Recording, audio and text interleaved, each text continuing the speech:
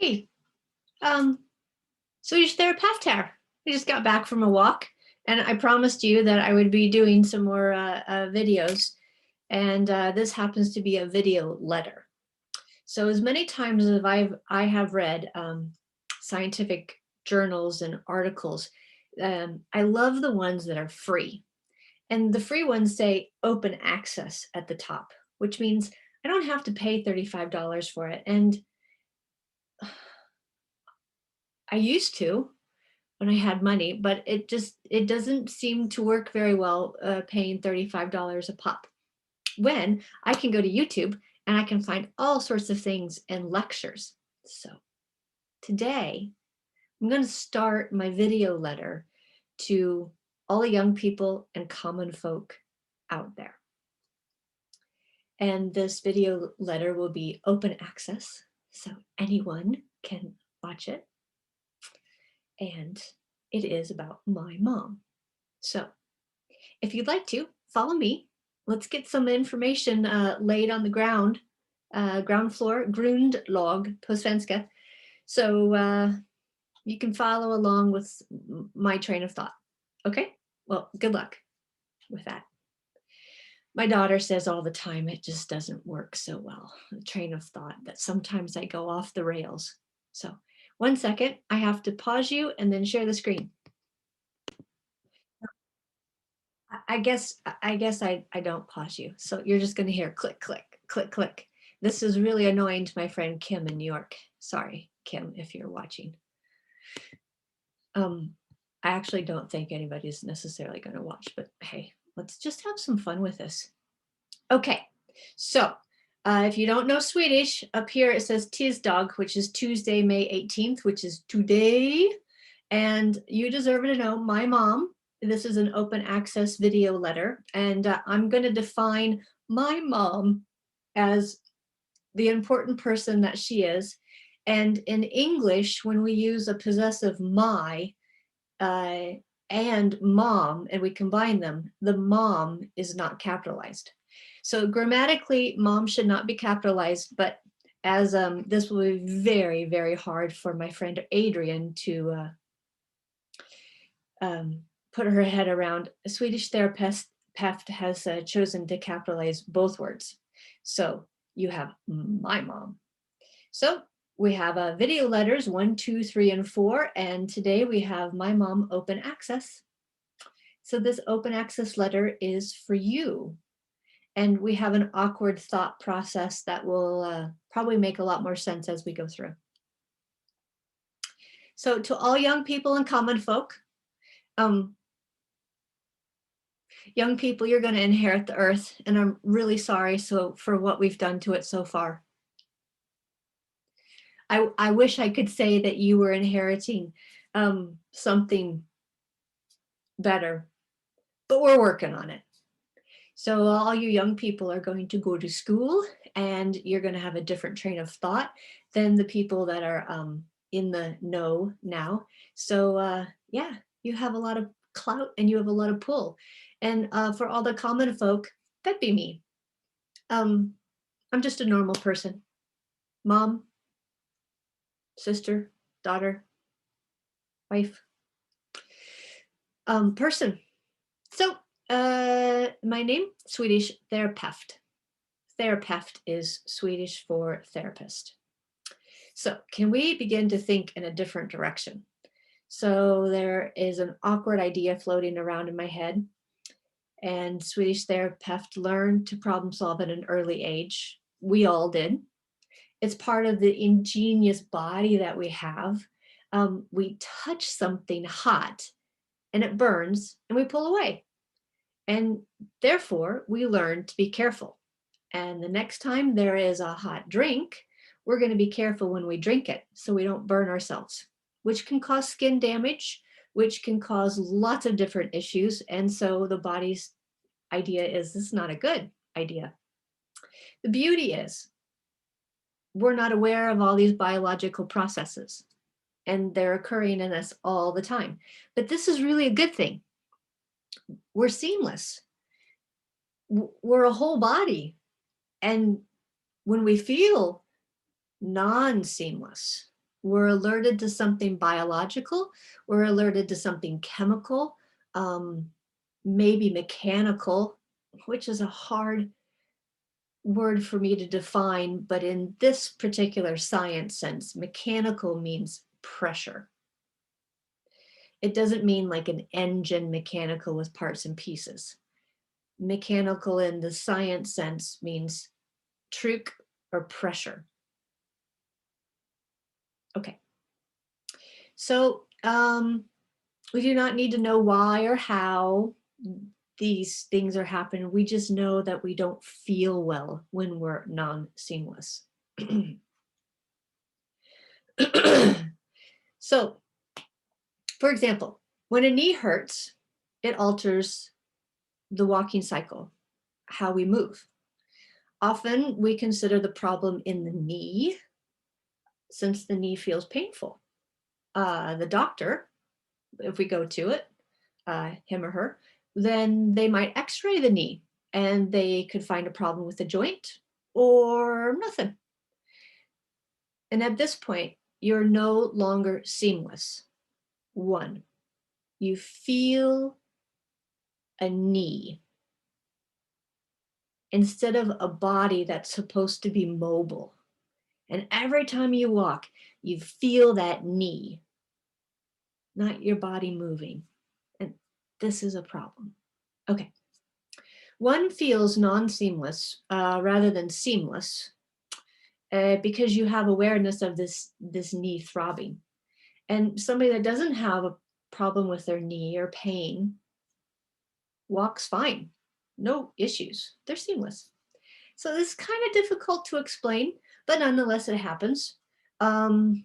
Same, but different, says cousin James, is in the same respect, it's difficult to explain. Oh, here's a good, it's difficult to explain this. And if you can see it, I hope you can. This is the Book of Life by Lennart Nielsen. And as you can see right here, Wikipedia has a page on him, and he's a Swede. And there's a Book of Life. Oh my gosh, it's awesome.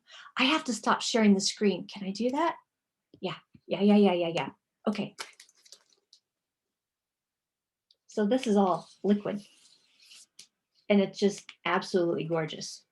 All right, I got a picture for you. Going to blow your mind. So if you get a lava lamp and a little boom chicka wow wow music, then you see this little tiny guy over here in the corner underneath me. And this little gorgeous one. So that's the start of this. Pretty damn cool. Pretty darn cool. Sorry, because this video is for everyone. I can't say those things. Let's share it again. Yeah, ready? Okay, let's keep going. Share. Click. And slideshow. I know, I'm a little bit of an idiot. Well, no, you just have to put up with my quirks. That's what I should say. You have to put up with my quirks. All right. So some describe the drink of the hot drink and pulling away as a reflex or an instinct or a perception. So, you know, for sake of ease, can we just agree right now to say we're going to call it a perception, because then life is so much easier. We learn through perception. We remember through perception, especially when the drink was hot in the beginning, we remember not to do it. We adapt through perception. And I should have written this down. We react. And sometimes reactions are so instantaneous, we didn't even know that they were going to happen. I mean, consciously, we didn't know that would react. So we also may change our behavior according to perception. Perception is not conscious, non-conscious. It just happens. So if somebody whispers and talks to you, then maybe you listen harder so you can actually hear what they're going to say. But if somebody yells at you without your conscious awareness, then you kind of stop listening. So that sense of perception is pretty awesome. It adjusts itself. So gathering information from the outside world so that our inside world can learn, adapt, react, and make decisions is perception. We have external perception organs like the eyes and the ears and the nose and the mouth, and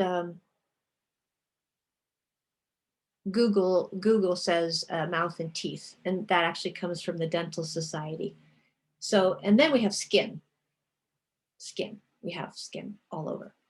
These organs perceive information coming from the outside in. So our insides can help us adapt. Science calls these perceptions, science English, because a lot of times English is English, but science English needs often its own translator, which is unfortunate. So they call it exteroception. And the skin has temperature sensors, it has pain sensors called nociceptors. Nope, sorry. It has pain, it has temperature, it has pain, and it has location sensors. Nociception is something different, and I'm not somebody that should talk about that. Anyway. So it really is important for our location sensors to work, because when we're walking, our foot will touch the ground. So we need to know when the foot will touch the ground, and we need to know where the foot will touch. So it's all about timing when it's about walking, and that's a perception. And then how we get this hot drink to our mouth after it's cooled off is also perception. And we learn this at an early age. So we learn that if we hold on to this and we drink, then water will come in, or juice or whatever. And obviously, I still need a sippy cup. All right. Exteroception we covered, and it's all these guys, all those guys right there. So we perceive non-consciously on the inside too. And our internal perceptions tell our insides what's going on with us. In general English, we call this mood, and it's how we feel. Are we hungry? Are we angry? Are we hangry? Which is angry because we're hungry. So this is affect and interoception. I know, science words. Basically, it's a perception from the inside. It's an emotion. It's a state of being, so that our insides can help us adapt, react, and make decisions. And we need interoception to work. Oh, here, we got a good book. But it's really hard to get through it's really hard to get through. I mean, he's A.D. Bud Craig is a functional neurologist, and he's worked with several individuals here in Sweden. But I tell you, this is a tough book to get through.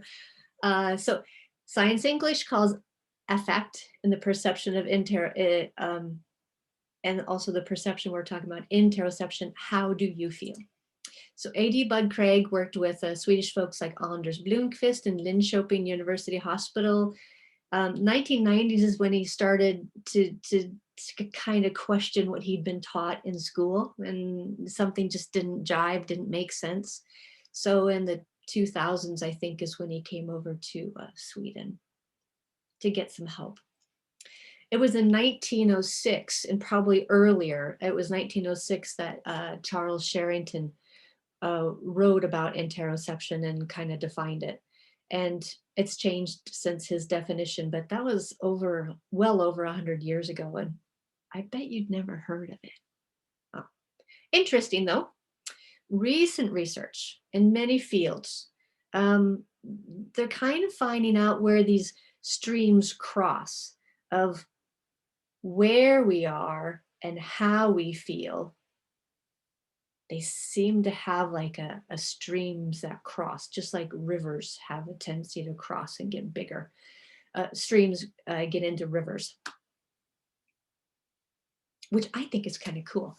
And to make it easy, Dr. Antonio Stecco did a nice presentation once, and he talked about we have an outside skin, and then we have a second skin, which is underneath that. Somebody that's a little overweight has a lot of that with their adipose tissue in there. And then we have underneath the second skin, we have a third skin. So we'll just keep it simple and just say the second and third skin has a lot to do with how these perceptions merge. And they actually merge into what they call, science researchers are saying, is one organ. Pretty cool. So the organ of body sense is a combination of the two streams. Two streams coming into something bigger, maybe a river. And this enables us to have an incredible sense of perception. And to make it easier, Sue Hitzman, she's a founding member of the Fascia Research Society, and a creator of a method called MELT, M-E-L-T, MELT method. So she does some education, and it was a fabulous way for her to say, let's just make this body sense, because there's something out there called haptics. There's something, obviously there's touch. This is a really tough one to cover, and Sue made it really easy by saying body sense. So body sense helps us to learn to adapt, to make decisions of the outside world and our inside world. And the ability to adapt in science English is called allostasis. Allostasis. Peter Sterling wrote a really nice book in February 2020. And this is an easy one to get through, I think. What is health? So if you're interested in what allostasis is, you can look at his lecture, What is Health, Allostasis, and the Evolution of Human Design, or you can read his book. So, body sense. If you want more information, here is A.D. Bud Craig with an interview with Dr. Ginger Campbell. She does a brain science podcast, really cool podcast. And then if you want another sciencey explanation, this one is Forskning I framkanten, which means in Swedish, science on the cutting edge. And it's available on Vimeo and for free. And it happened at the Linköping University Hospital. So A.D. Bud Craig was here in Sweden. This is Anders Blomqvist. This is a very young picture of him. He doesn't look like that anymore, but yeah, just to let you know, if you see him on the street, that's going to be a younger self. Oh, and then this is Charles Sherrington's book, The Integrative Action of the Nervous System. Yeah. So if you want more reading, you can read about Fascia Research Society. And my awkward question is, perception is really priceless. So whether it's the ears or the nose or the eyes, it's priceless. I mean, if anyone's had COVID and you can't taste, I mean, life just isn't so much fun. I mean, where's the pleasure if you can't taste food? Ugh. So my question is, in this awkward thinking and looking in thinking in a different direction, is how do we lose perception? Yeah. So here's more information of all the founding members. You can see Sue Hitzman's name there. And this is 3 pages. And there's lots of names, and you can find that on fasciaresearchsociety.org.